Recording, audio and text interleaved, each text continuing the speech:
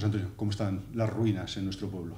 Las ruinas arqueológicas. Sí, de todo tipo de ruinas, bueno, no las humanas ni las políticas, sino las arqueológicas, obviamente. Sí, bueno, pues en Alcañiz, bueno, yo creo que en los últimos años se ha ha habido una mejora, yo diría así, muy importante en el casco viejo, que desde el punto de vista patrimonial,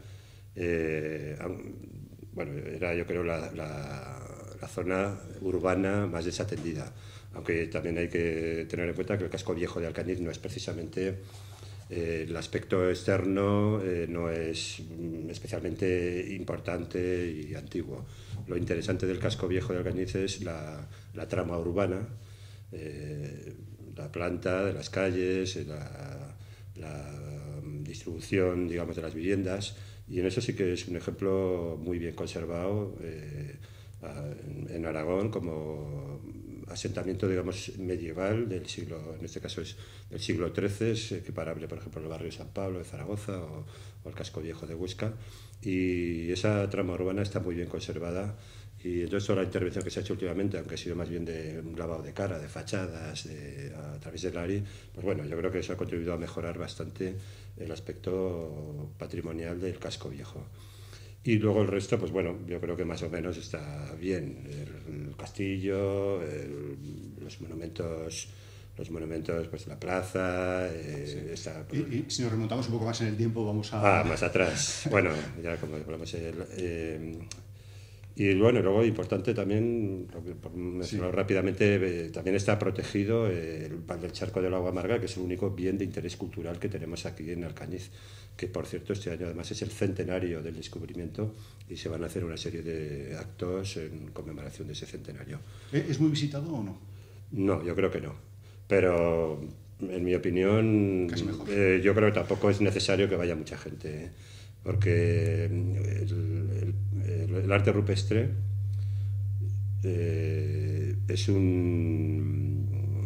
casi es un milagro que se ha conservado. Estamos hablando de documentos escritos, bueno, escritos pintados, que son como fotografías podemos hablar de 5.000, de 6.000, de 7.000 años.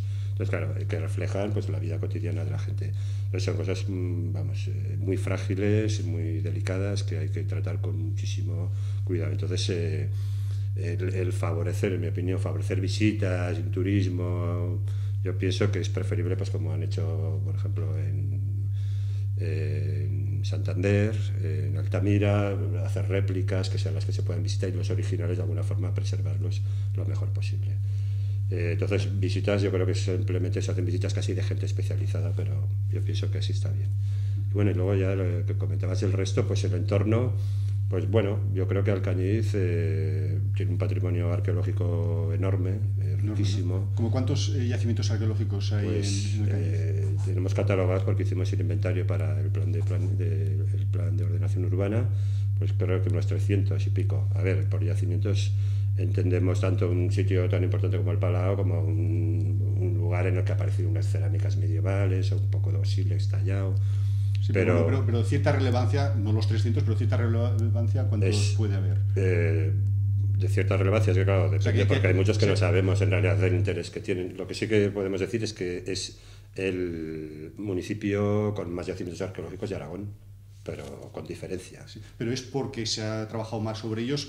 Sí, las dos cosas. Yo creo que ahí han confluido dos factores. Uno, que tenemos un término municipal muy grande en una ubicación, digamos, geoestratégica apropiada para... El paso de Levante hacia el interior, ¿no? Pues tanto de norte a sur como de este a oeste, y luego pues el entorno natural, digamos, las zonas húmedas, las saladas, el río Guadalupe, el Regallo.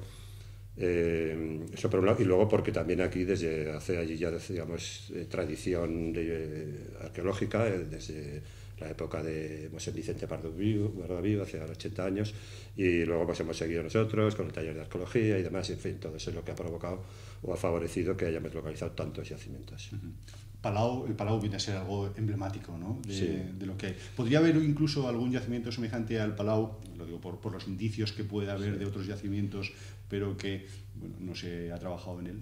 Es que, bueno, a ver, todo es relativo, depende del contexto en el que se encuentra ese yacimiento. Por ejemplo, el Palau sí es muy importante, digamos, entre los siglos 3 antes de Cristo, 4, 3 antes de Cristo, hasta el siglo 1 después de Cristo, en época, digamos, ibérica plena y ya en época ibero-romana. En época ibero-romana, sobre todo, el Palau sí que se confirma que es la capital del Bajo Aragón, igual que ahora.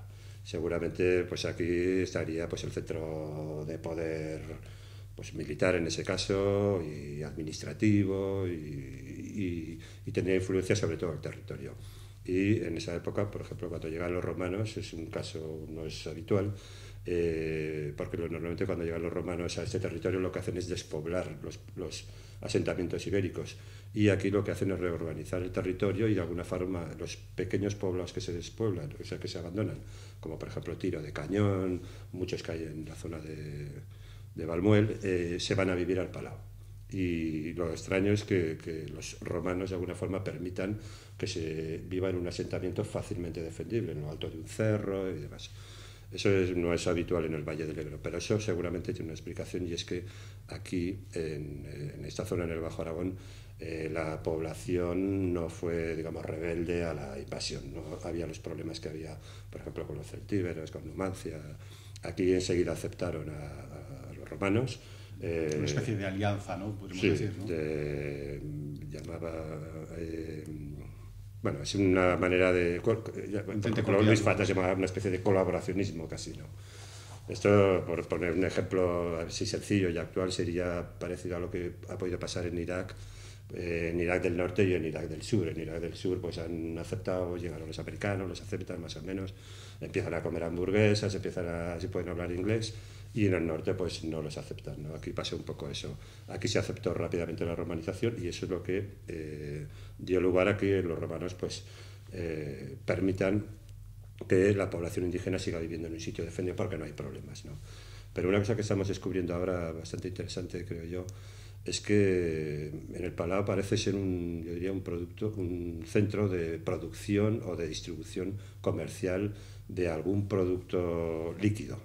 Pero vamos, que en mi opinión yo creo que tiene que ser aceite. Lo digo porque estamos encontrando almacenes ya demasiadas veces, ¿no? Una serie de pavimentos, una serie que tienen unas características idénticas que las bodegas antiguas.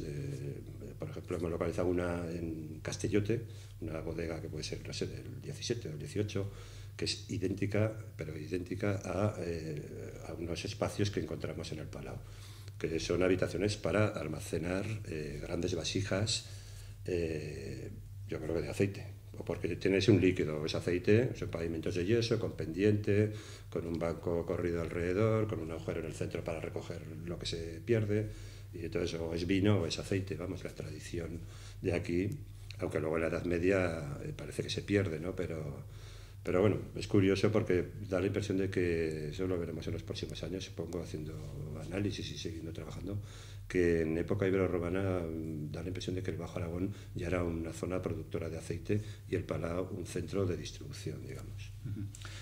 A veces sé que es muy difícil el cuantificar cuántos habitantes podían vivir en el Palau en la época de máximo esplendor, pero sí que es una referencia necesaria para que mucha gente entienda la importancia que pudo tener el Palau. Pues la verdad es que sí, es difícil, pero vamos, posiblemente en el cambio de era, más o menos en el siglo I, antes siglo I después, que es cuando está en su apogeo, posiblemente podría haber a lo mejor 2.000 o 3.000 personas. Pero bueno, no, sería la principal población. Ahora luego eso bajó mucho. Aquí lo que en relación con la arqueología, por ejemplo, ibérica, sí que se puede confirmar, vamos, yo creo que con total seguridad, que en sitios como por ejemplo Valmuel vivía muchísima más gente en el siglo III y IV antes de Cristo que en el siglo XX. Pero sí, muchísima más, o sea, sin ninguna duda. ¿Pero poblaciones dispersas? O sea, no, pues pobladitos, o sea, aquí en Valmuel no se vivió hasta que hicieron los pueblos nuevos, prácticamente en 1956, y luego sí había regadíos, había algún plan antiguo de una acequia que salía desde la estanca, pero en todo lo que es la depresión de Valmuel, entre Valmuel y Pum, desde la carretera, digamos, hasta el estrecho del Regallo, pues todo eso está, sobre todo en la margen derecha del Regallo, está absolutamente sembrado de yacimientos arqueológicos de época ibérica. Pero que fueron simultáneos, ¿no? Que fueron no son todos simultáneos, pero sí hay una densidad muy alta. O sea, han estado viviendo siempre allí, y seguramente porque ha sido una zona de regadío antigua, con el Regallo. Un regallo porque es fácil de... los ríos pequeños son mucho más fáciles de derivar las aguas para hacer un azuz de cualquier cosa, con 4 piedras y 4 maderos, y derivar las aguas y hacer una huerta, ¿no? Es mucho más fácil hacer huertas en el Regallo que en el Guadalope. En el Guadalope hacer un azuz, y antiguamente, antes de que estuviera Patrón de Calanda. Pero allí lo que sí que se ve es que hay muchos yacimientos, no son todos contemporáneos, pero sí continuos, digamos, o sucesivos. De manera que hay una cantidad de población muchísimo mayor, yo creo que, vamos, yo digo que en el siglo XX.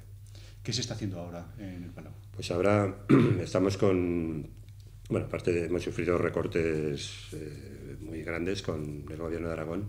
En arqueología desde el año pasado hubo 0, y este año también 0. Me imagino que eso va a durar una temporada, pero aquí en el Bajo Aragón tenemos varios recursos. Uno de ellos, y es lo que estamos haciendo ahora, es con la escuela taller de aquí de Alcañiz, tiene un módulo de arqueología.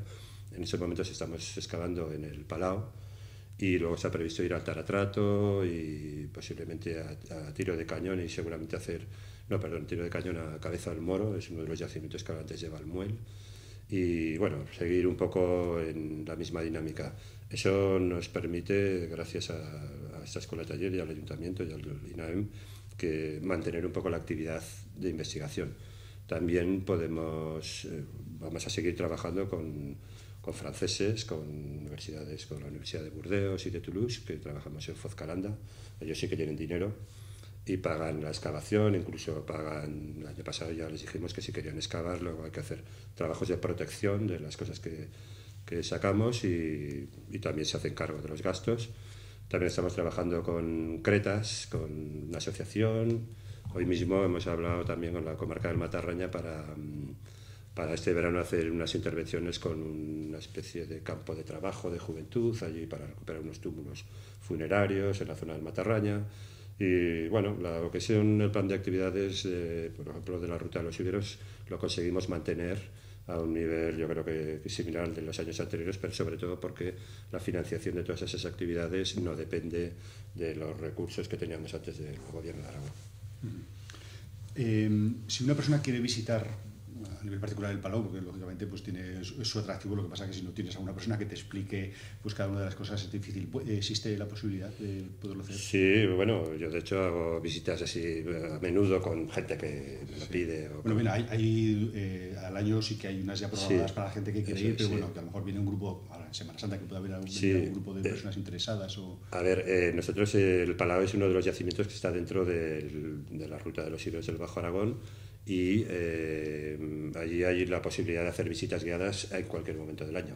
Hay empresas que pueden hacerlo, y por ejemplo el yacimiento más visitado en este aspecto es el Cabeza de Alcalá de Azaila, pero de la misma manera que se visita eso, se pueden visitar otros sitios. De hecho, a veces yo he acompañado o he ayudado a rutas de varios días que han venido, pues, por ejemplo, ingleses, 50 personas que han estado varios días recorriendo los yacimientos de la zona, pues el Palau, San Pedro de Oliet, el Cabo de Andorra, en fin, se pueden ver en cualquier momento a través de los teléfonos, por ejemplo, de información de la Ruta Iberos del Bajo Aragón o de la Oficina de Turismo de aquí de Alcañiz.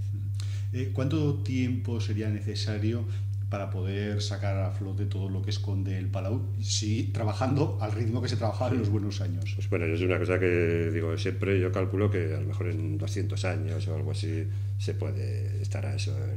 ¿Estamos en un 5% o algo así? Sí, yo calculo que sí, un 5, no creo que llegue, que se haya excavado más de un 5 o un 6%. Pero bueno, a la persona que le pueda parecer poco un 5%, es muy espectacular todo lo que se puede ver. Sí, ahora estamos avanzando bastante. Pero bueno, yo creo que en ese aspecto no hay prisa. O sea, aquí no se pretende sacar un yacimiento. Entonces es preferible además dejarlo, en fin, trabajar poco a poco, no olvidarlo, pero seguro que después lo van a hacer mucho mejor, con más medios, porque claro, allí hay un problema que es la conservación de las estructuras. Claro, estamos a la intemperie, si sacamos pavimentos, estos pavimentos que hablan, estas habitaciones, dejarlas a la intemperie es complicado. Entonces, lo que estamos haciendo ahora es cubrirlas, sellarlas y reproducir el pavimento encima, de manera que el original queda totalmente sellado y encima aparece lo mismo, pero ya es de mortero de cal o de cemento incluso, y la gente pues bueno, pues no se distingue apenas, pero es una forma de tener los originales totalmente conservados. Es necesario, bueno, es una pregunta que tienes una respuesta ya obvia, pero bueno, ¿es necesario que haya un museo que vaya recogiendo todas estas cosas? Pues sí, sí, bueno, siempre ha sido necesario. Nosotros llevamos con eso ya, yo creo que 25 años o algo así. Y bueno, yo en estos momentos soy menos optimista ahora que hace 25 años todavía, pero bueno. Pero sí que creo que algún resultado vamos a tener, espero que pronto, a lo mejor para este verano. Y es que a través de la ruta de los íberos y la cesión que ya tenemos del ayuntamiento para la planta baja del Molino Mayor, allí está previsto instalar una exposición permanente de arqueología ibérica del Bajo Aragón y creo que va a ser posible poder montarla, sobre todo gracias a la ayuda o a la donación o a la cesión del equipamiento de vitrinas y pedestales del Museo de Teruel. El Museo de Teruel, que en estos momentos está en reformas, ha cambiado totalmente los contenidos y la museografía, y entonces, pues bueno, les pedimos que nos cedieran las vitrinas Cosas que no van a utilizar. Que no van a utilizar, y bueno, tenemos buena relación, y entonces, pues sí, ya, incluso ya nos han traído ya parte de esas vitrinas, pero yo creo que tardaremos unas semanas todavía hasta que podamos empezar a poder instalar eso y espero que para el verano lo podamos abrir. Entonces, ya abierto sí, para el verano. Sí, yo creo que sí, espero que sí. Y si el ayuntamiento aprueba una partida, en fin, de 5.000 euros que les hemos pedido para poder mejorar el contenido del centro de visitantes, es una cantidad, vamos, ridícula, porque los presupuestos que manejamos en los últimos años para ese tipo de centros eran casi de 90.000 euros. Entonces, bueno, utilizando recursos propios, cosas que tenemos de exposiciones, la escuela taller, el trabajo, en fin, gratuito del taller de arqueología, yo creo que podremos, ya digo, y con muy poco dinero, espero que para este verano podamos abrir el Molino Mayor con dos zonas, una centro de visitantes de la Ruta de Iberos y otra la exposición permanente de arqueología ibérica del Bajo Aragón, y además con un pequeño espacio, un sitio muy bonito y tal, encima del río, como aula didáctica para escolares y a lo mejor para exposiciones temporales. ¿Habrá alguna pieza interesante de estas que va a significar una especie de hito para el visitante? Bueno, aquí en Alcañiz tenemos del Palau precisamente pues un conjunto de estelas ibéricas decoradas, alguna de ellas es espectacular, son piezas que podrían estar en el Museo Arqueológico Nacional, y incluso las esculturas de caballo también son únicas en el Valle del Ebro. Y luego el resto, pues bueno, tenemos muchas cosas ibéricas, tampoco son especialmente distintas a las de otros sitios, pero bueno, es un conjunto importante que nosotros lo que pretendemos es que estén en un sitio digno y que puedan estar al alcance de la gente y que pueda verlo, ¿no? Has hablado de que también con parte de voluntariedad se podrá llevar a cabo esto. El año pasado se hizo una campaña para pedir voluntarios. Sí. ¿Funcionó? Pues no funcionó nada. Pero bueno, sí que trabajamos. Yo pensaba que vendría más gente, pero no, la verdad es que no vino nadie.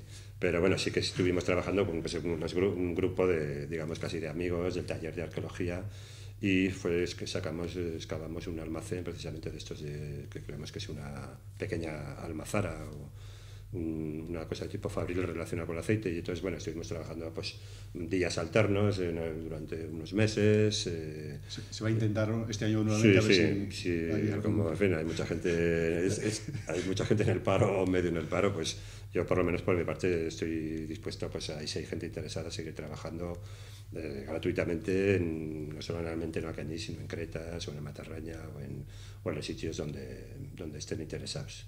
En fin, estamos en una época que yo creo que a veces es casi mejor la terapia ocupacional. Yo lo planteamos casi de esta manera, ¿no? Que no haciendo algo sin presión, digamos, sin horario, sin obligaciones, Pero bueno, hacer trabajos que son, digamos, de cara, en este caso, pues a la sociedad, recuperar cosas, estar al aire libre, trabajar, hacer ejercicio físico, en fin, cansarse un poco, yo creo que es bastante mejor eso que estar en casa, en el sofá, cabreado y viendo la tele.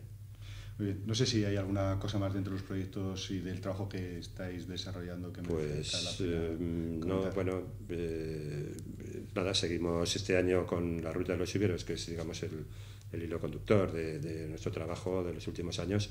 Pues seguimos vivos, es lo que diría, tenemos unos recortes casi en los 2 últimos años de más del 60% aproximadamente, pero bueno, de momento los ayuntamientos, las comarcas pues están por la labor de continuar, la DGA también, aunque la DGA yo creo que en ese momento es la que menos recursos tiene, y bueno, por nuestra parte pues seguimos dispuestos a resistir y a intentar pasar esta época que va a ser muy complicada, pero bueno, yo creo que lo conseguiremos. Bien, pues muchas gracias, José Antonio. Ya, a vosotros.